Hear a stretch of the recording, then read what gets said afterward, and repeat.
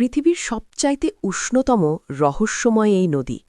এতটাই গরম যে তুমি চাইলেই এখানে রান্না করে ফেলতে পারবে তোমার খাবার ভাবতে পারছ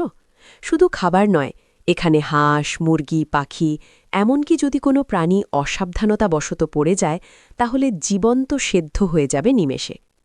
অবিশ্বাস্য হলেও সত্যি এই নদীটি অবস্থিত অ্যামাজনের গহীন জঙ্গলে যার নাম শ্যানে টেম্পেস্কা ভাবতে পারছ এই নদীর তাপমাত্রা 100 ডিগ্রি সেলসিয়াস অর্থাৎ ফুটন্ত জলের সমান এর কাছাকাছি গেলেই গা শিউরে উঠবে তোমার আর যদি কোনো জীবন্ত প্রাণী ভুল করেও এর জলে পড়ে যায় তাহলে সে আর জীবিত থাকবে না নিমেষে ঝলসে যাবে তবে এই নদী কিন্তু এতদিন ধরে কেবলই এক মিথ এক কল্পকাহিনী হিসেবে পরিচিত ছিল মানুষ বিশ্বাসই করত না এর অস্তিত্ব কিন্তু এক অদম্য বিজ্ঞানী আন্দ্রেস রুজো তিনি এই রহস্যের পেছনে ছুটেছিলেন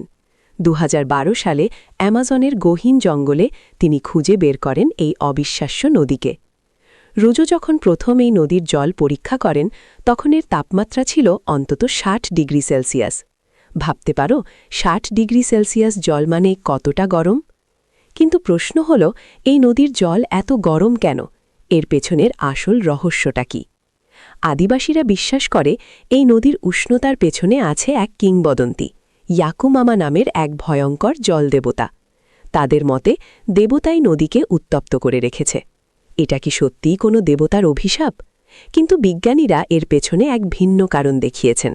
তারা বলছেন ভূগর্ভে থাকা অসংখ্য ফাটল দিয়ে পৃথিবীর ভেতরের প্রচণ্ড উত্তপ্ত ম্যাগমার জল যখন উপরে উঠে আসে তখন তা এতটাই গরম থাকে যে নদীর জলও ফুটতে শুরু করে এই ভূগর্ভস্থ উষ্ণতার কারণেই নদীটির জল এতটা ভয়ঙ্কর গরম